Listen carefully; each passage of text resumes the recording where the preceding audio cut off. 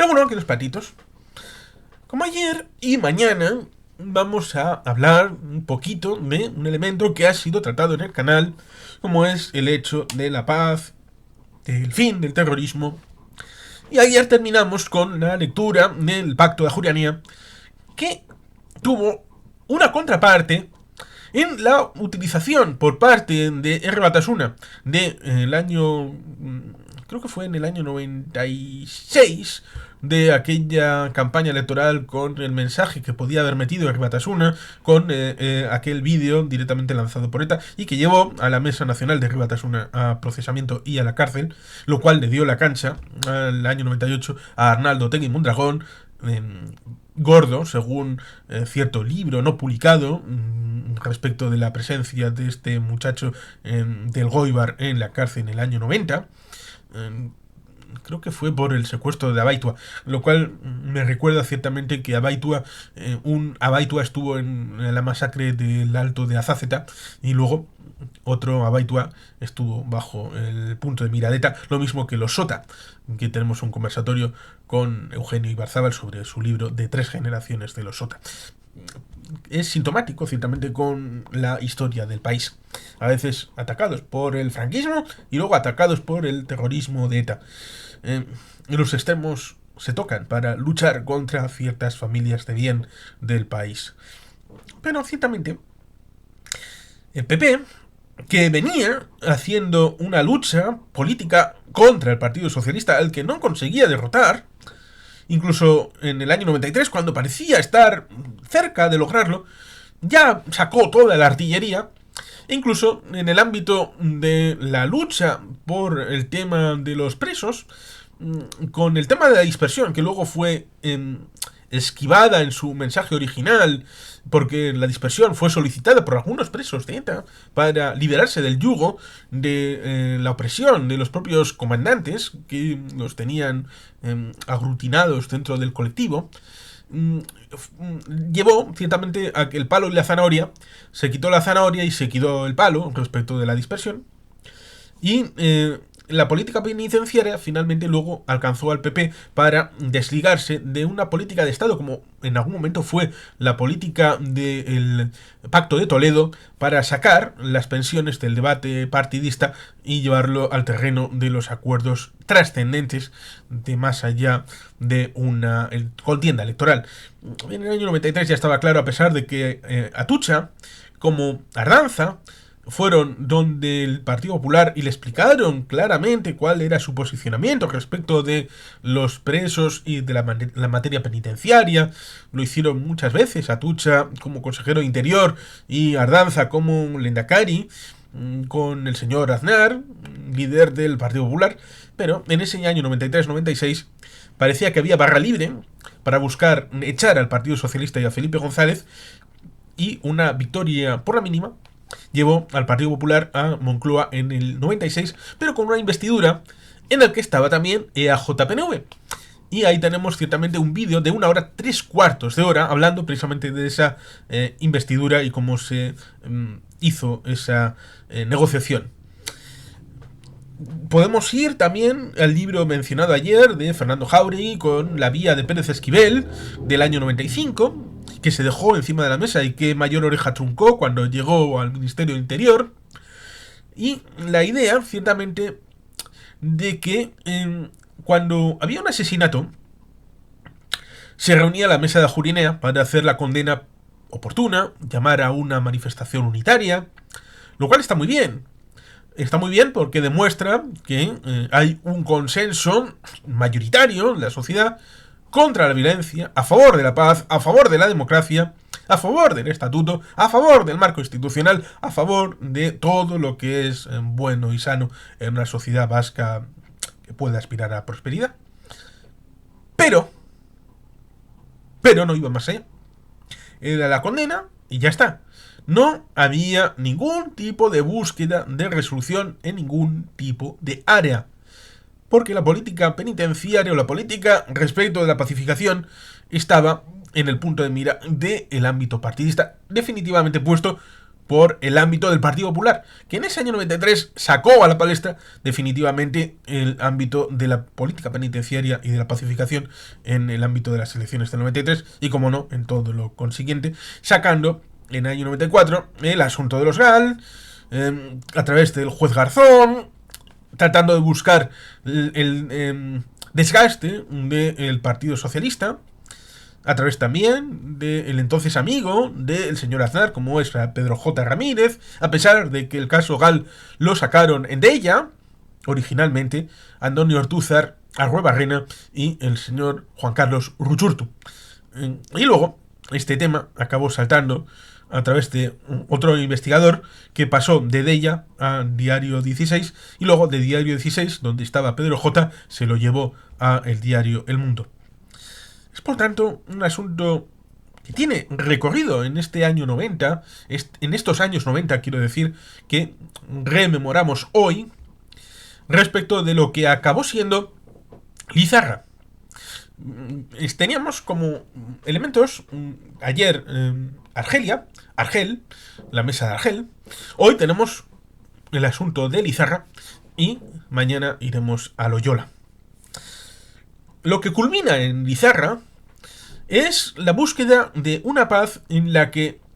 hubo un intento por el Lehendakari Ardanza de dar una vuelta debido a que él había pensado en dejar de ser Lehendakari en el año 94. Pero el Partido Nacionalista Vasco pensó, por un lado, vamos a amarrar, porque en el 93 finalmente se había producido la unificación del Partido Socialista de Euskadi y Euskadiko Ezkerra. Se daban ínfulas y en esas elecciones del 93 generales tuvieron un desempeño razonablemente bueno. Tenían ínfulas del postnacionalismo, entre Ramón Jáuregui Atondo y Marcelo Onaindia, que tenían la idea juntos de hacer una campaña para las elecciones vascas del 94 de superar al PNV. Hacer un poco como había pasado en el 86, pero con una situación distinta. Pero seguir con esa estela de la ola. Y por lo tanto le dijeron, no, Lehendakari, tienes que seguir porque tú eres la figura que puede concitar mayor adhesión popular, social y electoral. Pero también se daba esa circunstancia de que podía ser en algún momento el final del mandato de Xabier Arzalluz. Y se quería establecer la idea de hacer un cambio más o menos ordenado. Y se le dijo, bueno,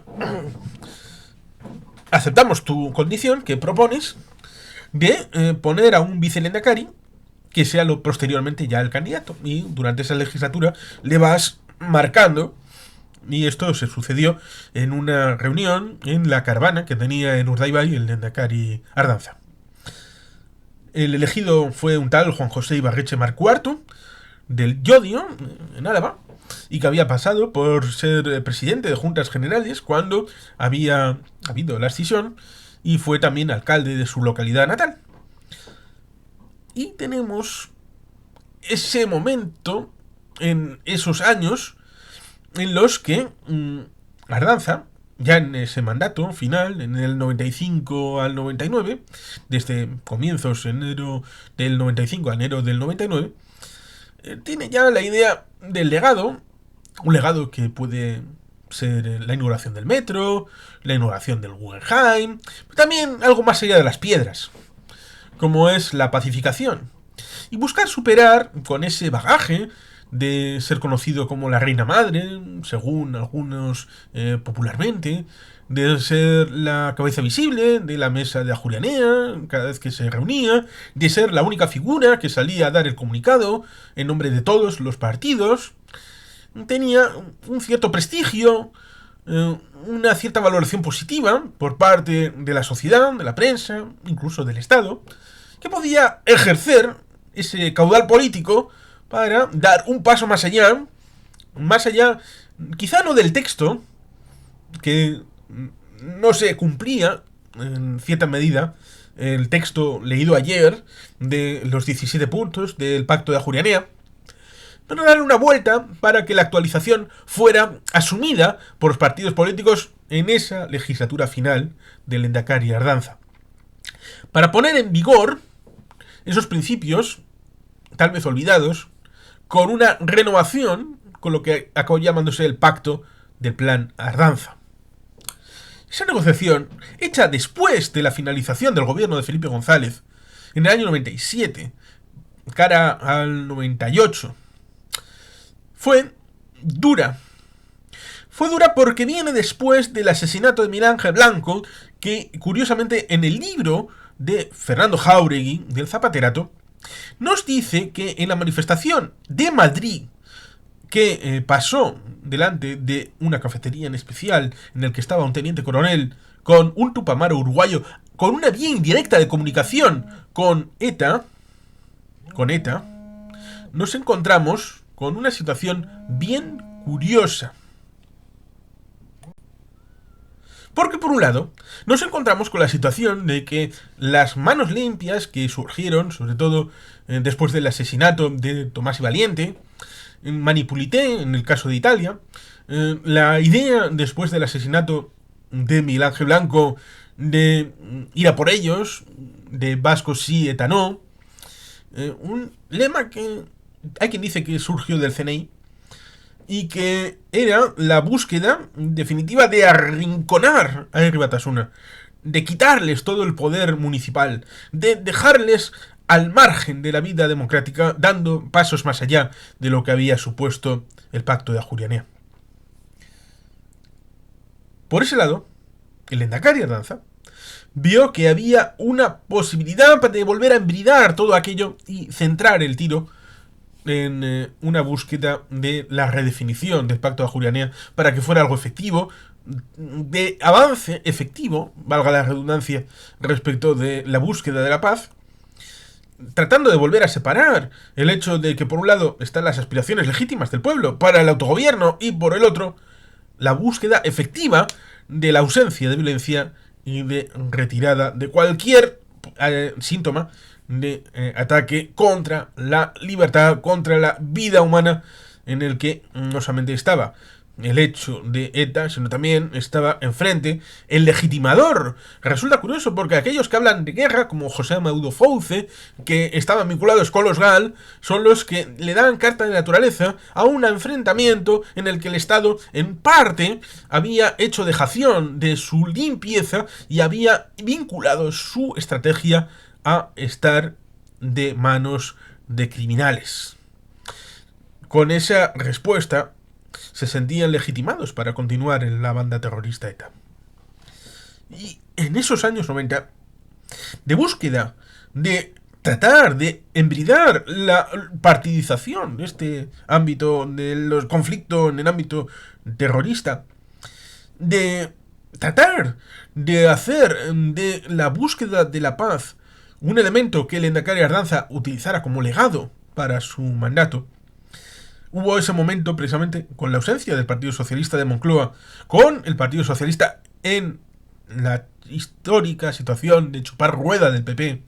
con un PP encabritado y que a partir de 97-98 empezó a dejarse de negociaciones en cualquier ámbito con el Partido Nacionalista Vasco y que empezó a incumplir los acuerdos a los que había llegado para la investidura de José María Aznar y que empezó a ver con otros ojos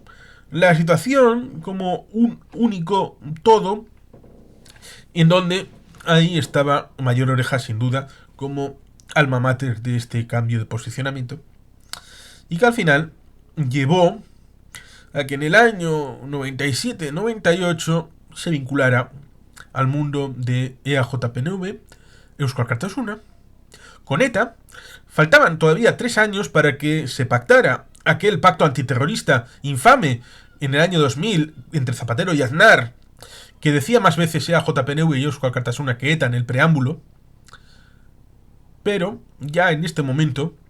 había un intento de que esa ola del Basta Ya, del movimiento de Ermua, de la manifestación enorme de Bilbao, la jornada que culminaba la amenaza respecto de lo que había sido la liberación de Ortega Lara y después el secuestro de Miguel Ángel Blanco, y con una hora y fecha en aquel domingo para el asesinato y aquel tiro del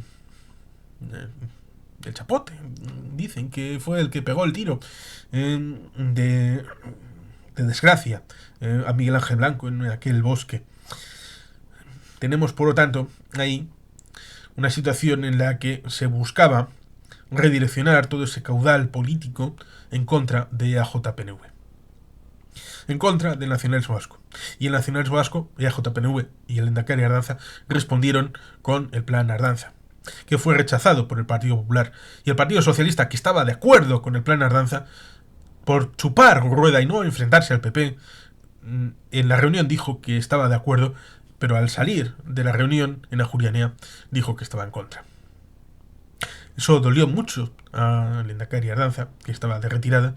En ese verano salieron el Partido Socialista de Euskadi, del gobierno vasco, aprovechando que estaba ingresado en un hospital de Vitoria. Rosa Díez fue la más reticente y le lloró a Lehendakari Ardanza porque tenía que salir del gobierno vasco, la consejera de Turismo. Y ese mes de septiembre, después de que el propio Aznar había dicho que no iba a buscar nada, a pesar de que hemos dicho que el propio Aznar había tenido a esos enviados a través de los Tupamaros para la relación indirecta con ETA, le dijo a Arzayus, a través de Ana Sagasti, y también creo que directamente, que mirara a ver si hay agua.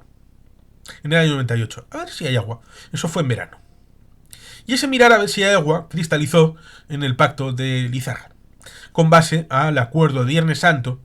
en Irlanda con el ámbito de la política comparada, que a veces funciona. A veces funciona como espejo. Y que evidentemente ahí tenemos un asunto, que es el hecho de que las dinámicas de los territorios son distintas. La que en el año 94 llevó a Lira a hacer algo parecido a lo de la T4, pero sin víctimas. Está Ciparate, que en paz descanse, en el AT4. Nos encontramos con que... Así que nos encontramos con el hecho de que el Foro por la Paz se llame precisamente de Irlanda del Norte. Un foro en el que se estableció lo que llamaríamos un elemento de parte, porque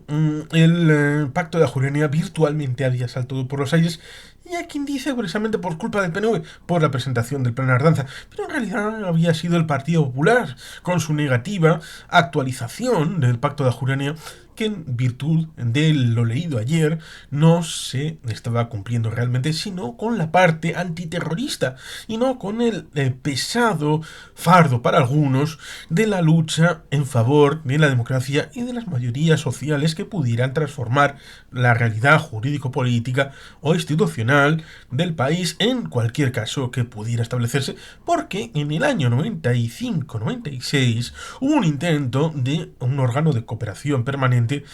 que fue denunciado por el Partido Popular y a través del Senado fue echado para atrás entre la Comunidad Autónoma Vasca y Navarra. No llamemos ya ni siquiera al hecho de la actualización a través de la disposición transitoria cuarta, que establece la posibilidad de la incorporación a un proyecto común a las comunidades forales del País Vasco y de Navarra. Por tanto, ahí había más de fondo respecto del ámbito político y lo que estaba fuera de la lucha partidista, que era prácticamente nada, y lo que estaba incorporado a ella, con esa situación cada vez creciente de tensionamiento, con aprovechamiento político y partidista respecto de la incorporación en suma y en conjunto de lo que era la lucha antiterrorista con lo que era la lucha partidista contra el nacionalismo vasco.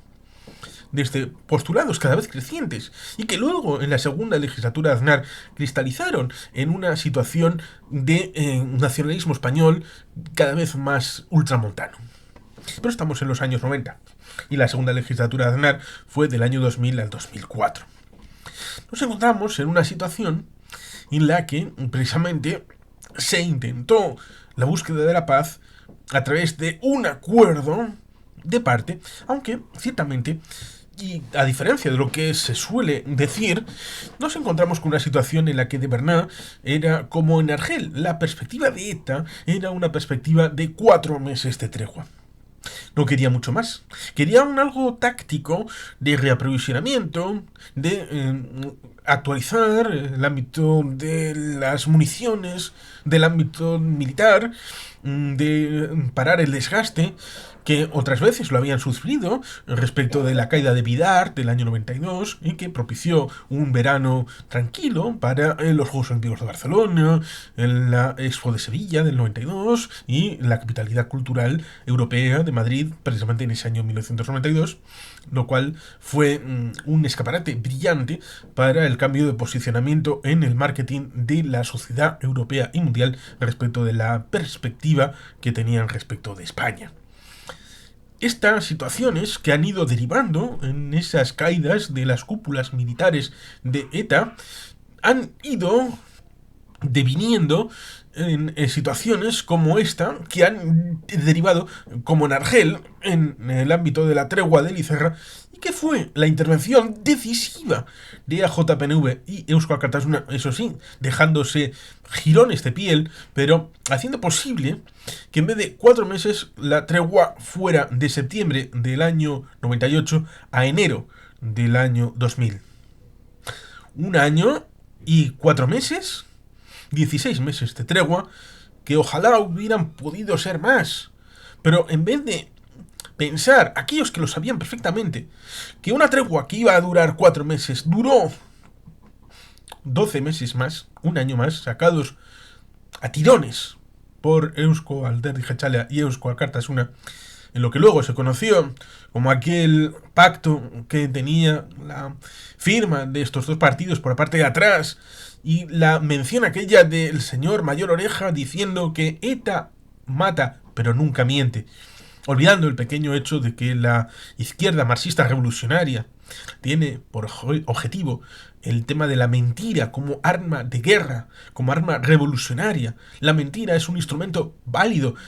vital, fundamental para la estrategia política de aquellos que en la Guerra Fría y después han seguido el rubro, el senda, la marca de la izquierda en el ámbito revolucionario marxista-leninista. Por tanto, sí, ETA mentía. Claro que mentía, es lo suyo. Mentir,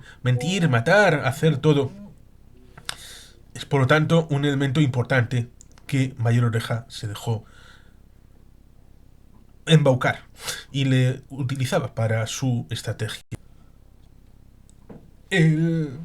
pacto de Lizarra, por lo tanto, fue un intento noble de buscar la paz en un contexto en el que se había partidizado la lucha antiterrorista, de que se había buscado la partidización de la involucración del tema del autogobierno con el ámbito del terrorismo, que había olvidado el hecho de que en el año 93 está el informe Zubia, corroborado posteriormente con las fichas del vicelehendakari Ibarretxe, en la búsqueda de acuerdos por unanimidad del Parlamento Vasco sobre qué competencias estaban pendientes de ser transferidas desde el ámbito estatutario por parte del Estado a las instituciones vascas. Un elemento que en principio era de común acuerdo fue obligado a ser actualizado con lo que acabó siendo la fórmula de autogobierno a través de la comisión parlamentaria del año 2001-2002 con lo que se llamó posteriormente el inicio del plan Ibarretxe. Pero esto viene a continuación mañana. Hoy estamos con el ámbito de Lizarra, la búsqueda inferida supuestamente de la independencia y la autodeterminación, porque en el caso irlandés, la búsqueda era precisamente esa, la de la reunificación de Irlanda en el ámbito de la autodeterminación que está inferida en el Pacto de Viernes Santo de 1998 y que está conferida con ese llamado Pacto de Stormont, y la restauración de la autonomía para el ámbito del norte de Irlanda, cosa que después del inicio de The Troubles y con epicentro, por ejemplo, en Bloody Sunday, el Domingo Sangriento, había sido eliminada por la completa equiparación respecto de los movimientos de derechos civiles de la población afroamericana en Estados Unidos, que tenía dificultades para el derecho a voto, la participación electoral, cosa que también en el norte de Irlanda los católicos estaban siendo oprimidos y que requerían también derechos humanos, aunque tengamos a los Estados Unidos y al Reino Unido en esos años 60 y 70 como modelos de democracia, aunque imperfectos. Y el Estado español coge ese ejemplo, dado que se lo pone a huevo la mesa de Lizarra, que saca el pacto de Lizarra en septiembre del 98 y que luego se desarrolló en los Lizarra Chiquis, municipio a municipio, que fue un objeto de destrozo por parte de la izquierda Bachale y en lo inmediato supuso el agotamiento de muchas personalidades de AJPNV a nivel municipal que se sintieron estafadas y engañadas cuando el objetivo de ETA era el establecimiento de un referéndum en un mismo día en todo el territorio de Euskal Herria, habiendo cambiado después de la ponencia Oldarchen del año 92 y de la caída de Bidart el término Euskadi, que era ETA Euskadi Taskatasuna, por Euskal Herria, y el juego que hicieron respecto del himno y el juego que hicieron respecto de la bandera para tratar de atacar el ámbito sabiniano como padre de la patria y todo lo creado a través de su sabiduría del maestro Sabino Arana. Es por eso que nos encontramos con una situación bastante pintoresca en la que preferían hacer un referéndum, aunque fueran cajas de zapatos, en cajas de cartón, pero en el mismo día en toda la territorialidad de la Comunidad Autónoma Vasca, de la Comunidad Foral de Navarra y del territorio del País Vasco francés. Olvidando la situación institucional, el ámbito jurídico-político, dando igual todo, y eso AJPNV y Euskal Kartasuna se lo hicieron saber y por eso al final, después de intentos de alargar la tregua, de poner en marcha una organización como Udalbiltza, existiendo ya como existía Eudel, fue el momento en noviembre, justo una semana después de la configuración del Congreso de Euskal Kartasuna, en el que al final hicieron ese comunicado de ruptura de la tregua y el teniente coronel Pedro Antonio Blanco fue asesinado a comienzos de enero del año 2000, un primer asesinato después de la tregua, y luego vinieron muchos otros, como en febrero el de Fernando Buesa y Jorge Díaz Elorza, su escolta. Que todo el mundo es capaz de ver ese momento, porque era día, creo que era martes, porque era día de rueda de prensa del Consejo de Gobierno, del Gobierno vasco, y el portavoz, Josu Jon Imaz,